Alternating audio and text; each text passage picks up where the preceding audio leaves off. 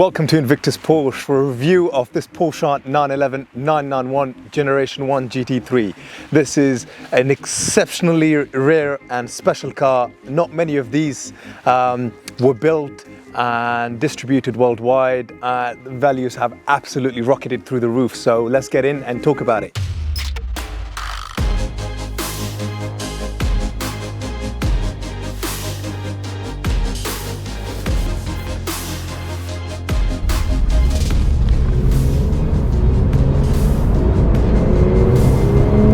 Firstly, you've got to be careful on the way in these cars.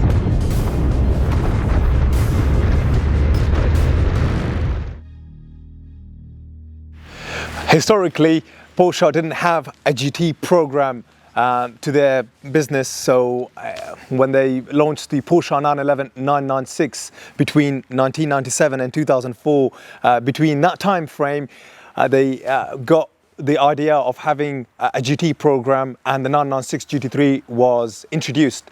After that, they had the 997 GT3, and then at the Geneva Motor Show in 2013, they introduced the Porsche 911-991 Generation 1 GT3. It was only introduced to the mass market with the PDK, the Doppelkupplungsgetriebe gearbox, and because that's the direction Porsche wanted to head in.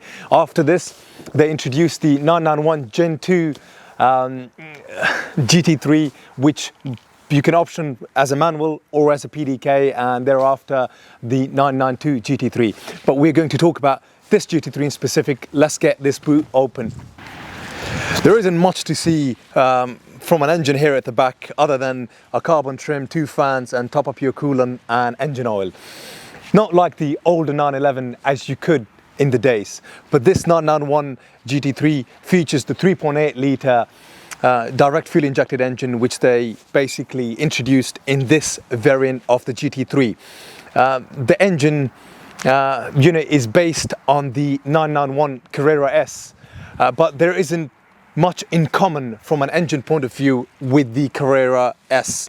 All other components, particularly the crankshaft and valve train, were specifically adapted or developed for the 991 GT3. For example, the 991 GT3 engine uses titanium connecting rods attached to forged pistons in order to allow the engine to reach up to 9,000 revs per minute. The dual clutch gearbox is another feature specifically developed for the 991 GT3 based on the sequential manual transmission used in racing cars.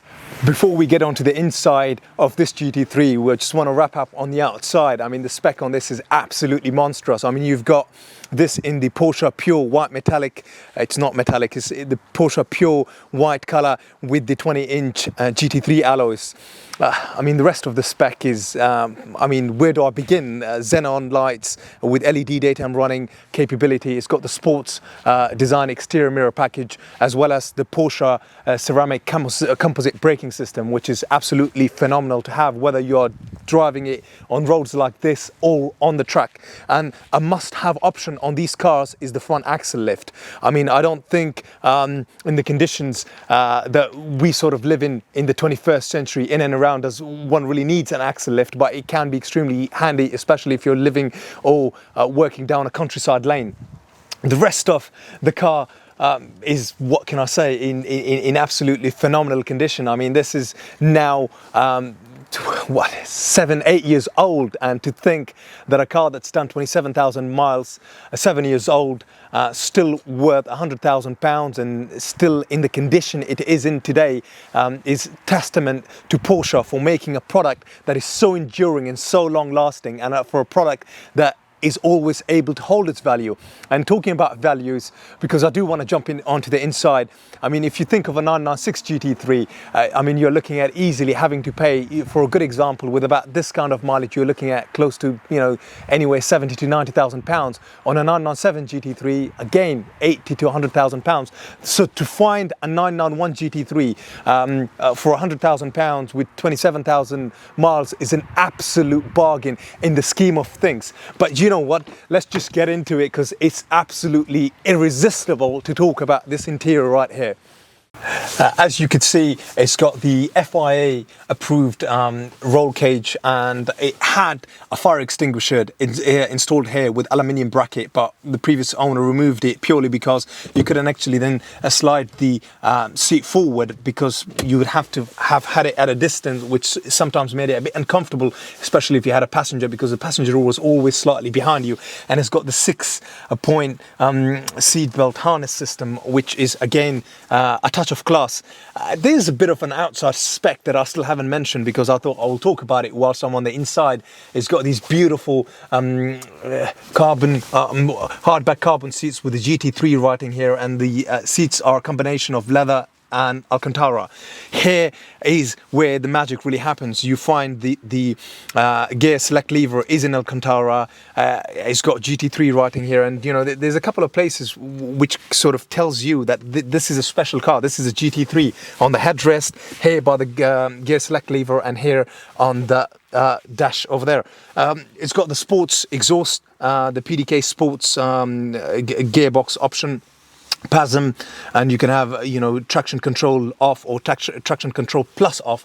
Also, it's got the Porsche active dynamic engine mounts, and you know, the spec is, you know, phenomenal. I mean, there are probably elements of the spec that I've almost forgotten. And then from a modern connectivity point of view, it has got a touchscreen PCM which you're able to connect to for mobile Bluetooth connectivity, as well as you're able to listen to your music. And then these heats here are, you know, quite comfortable, whether it's for short journeys or for long journeys.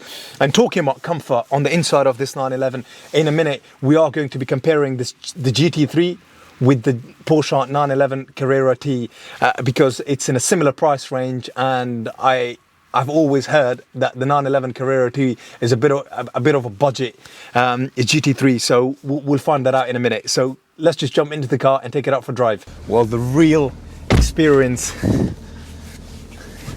of these cars isn't in how they look or aesthetically beautiful, what history or heritage it carries. It's all about how they drive, and we're going to find out in a minute, because the GT3s are absolutely astonishing cars. And talking about astonishing cars, the 911 GT3 is able to accelerate from 0 to 60 miles per hour in 3.5 seconds or less, and the quarter mile in 11.2 seconds at 126 miles per hour. The GT3 has a claimed top speed of 202 miles per hour, and a lap time on the Nürburgring is 7 minutes and 25 seconds.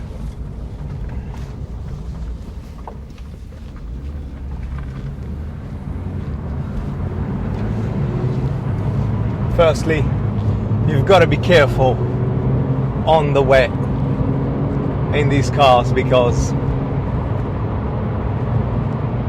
you never know what is around the corner. So get those tires warmed up properly, get the car sounding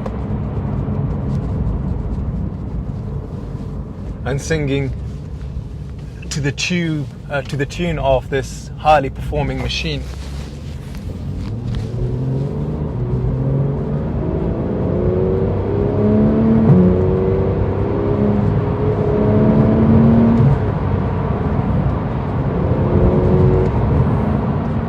PCCB offers extremely high performing brake systems. I mean, this is what you need on the wet, on the track, and on roads where, you know, you can have unpredictable behavior from other drivers at any moment whatsoever.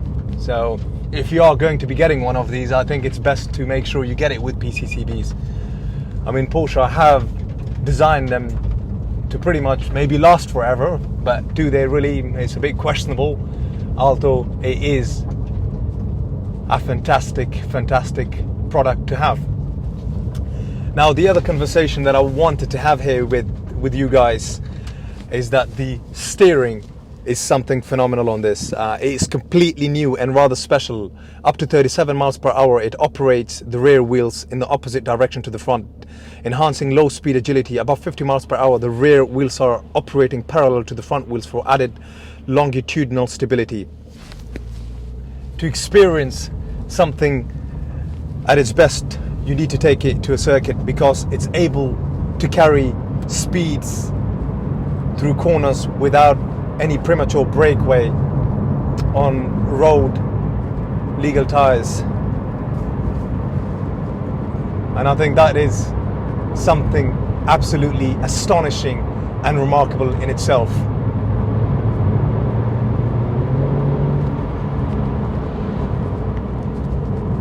For me, the beauty of the 911 GT3 is in just the looks and maybe how it drives, but it's the sound, and let's hear it sing. Currently, I've got the sports exhaust switched on and PASM activated, and I'm in 7th gear, so gotta drop a fair bit way. 39 miles an hour, 3rd gear.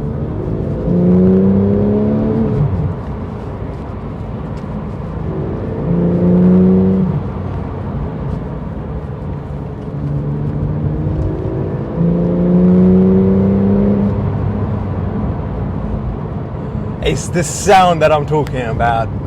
I mean, I sometimes sit there in my office mimicking this sound, and the joy and the smile it brings to my face, I can't find it in driving any other car, other than having done a review of a 911 997 base Carrera. But you know, who doesn't love, you know, a raw, simple base 911? You know, who doesn't? You know, but a GT3 is a whole new level. This is a completely new and remarkable step up. And seeing how something like this has developed, you know, over the past 20 years is also remarkable, and testament to Porsche for producing this remarkable, amazing machine. In terms of the brake horsepower, this offers 470 brake horsepower through that 3.8 litre direct fuel injected flat 6 engine, 440 Newton meters of torque, and the 0 to 60 is absolutely remarkable. I've already touched on that, which was 3.5 seconds.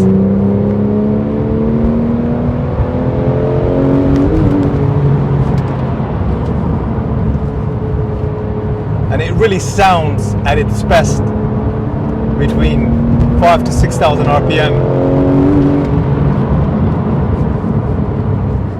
The roads currently are extremely wet, so I'm not going to be trying my luck pushing it too much.